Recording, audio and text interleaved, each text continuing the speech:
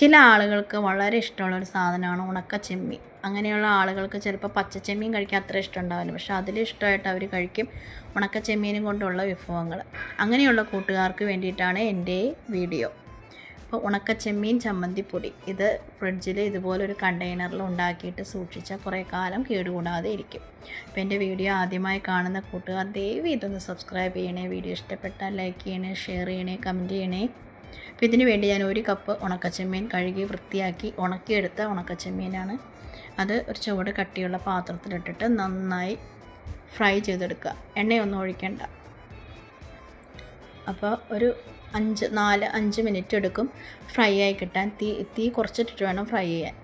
ചെമ്മീൻ കൈകൊണ്ട് ഒടിക്കുമ്പോൾ ഒടിഞ്ഞ് കിട്ടുന്ന പരുവം വരെയാണ് നമ്മൾ ഫ്രൈ ചെയ്യേണ്ടത്.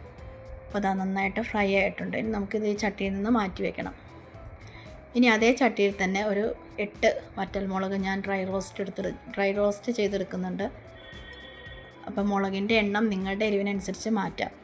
ഇനി നമുക്ക് ആ ഉണക്കച്ചെമ്മീൻ ഫ്രൈ ചെയ്ത് വെച്ചതിൻ്റെ തലയൊക്കെ സെപ്പറേറ്റ് ചെയ്തെടുക്കണം. അങ്ങനെ എല്ലാത്തിൻ്റെയും തല നമ്മൾ മാറ്റി ക്ലീൻ ചെയ്തെടുക്കണം.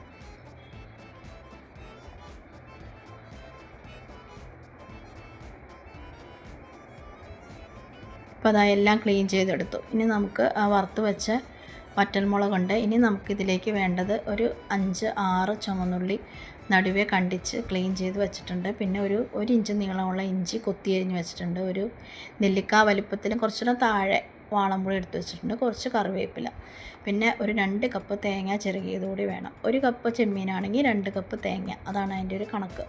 ഇനി നമുക്ക് ഈ തേങ്ങ കൂടി ഒന്ന് ചെറുതായിട്ട് വറുത്തെടുക്കണം. അപ്പോൾ അതിലേക്ക് നമ്മൾ എടുത്തു വെച്ച സാധനങ്ങളെല്ലാം ഇട്ട് കൊടുക്കണം. പുളി ഇടുമ്പോൾ ചെറുതായിട്ടൊന്ന് പിച്ചി ഇട്ട് കൊടുക്കണം. പുളിയുടെ കായോ എന്തെങ്കിലും ഉണ്ടെങ്കിൽ മേടിക്കുന്ന പുളിയിലൊക്കെ ചിലപ്പോൾ കായൊക്കെ കാണും, അതൊക്കെ അങ്ങ് സെപ്പറേറ്റ് ചെയ്ത് കളഞ്ഞിട്ട് അതിലേക്ക് ഇട്ട് കൊടുക്കുക. ഇനി നമ്മൾ തീ വളരെ കുറച്ച് വെച്ചിട്ട് ഒരു ലോ ടു മീഡിയം ഫ്ലെയിമിൽ വെച്ചിട്ട് ഈ തേങ്ങ നന്നായിട്ട് വറുത്തെടുക്കുക. അപ്പോൾ നമ്മൾ വറുത്തരച്ച കറികളൊക്കെ വെക്കുന്ന പോലെ ഡീപ്പായിട്ട് വറുത്തെടുക്കണ്ട. നന്നായിട്ടൊരു ലൈറ്റ് ബ്രൗൺ കളർ വരുന്ന വരെ വറുത്തെടുത്താൽ മതി. അതായത് തേങ്ങയിലെ വെള്ളാംശമൊക്കെ മാറി കിട്ടണം. ആ പരുവം വരെ വറുത്തെടുക്കുക.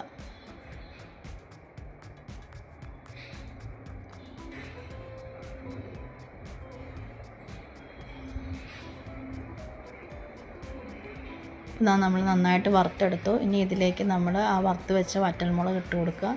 വറുത്ത് വെച്ച ചെമ്മീൻ ഇട്ട് കൊടുക്കുക. നന്നായിട്ട് ഇളക്കി ഒന്ന് യോജിപ്പിക്കുക.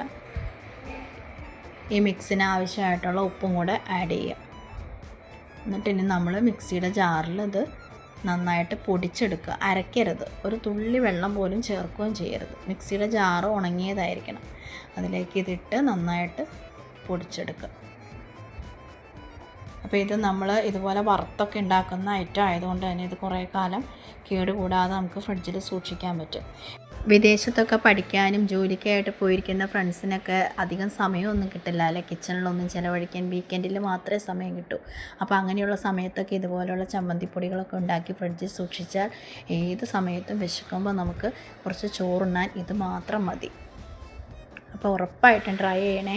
എൻ്റെ വീഡിയോ ഇഷ്ടപ്പെട്ടാൽ തീർച്ചയായിട്ടും ഒന്ന് ലൈക്ക് ബട്ടൺ പ്രസ് ചെയ്തേക്കണേ. ഉപകാരപ്രദമാണെങ്കിൽ നിങ്ങളുടെ ഫ്രണ്ട്സിന് ഷെയർ ചെയ്യണേ, സബ്സ്ക്രൈബ് ചെയ്ത് സപ്പോർട്ട് ചെയ്യണേ. Thank you.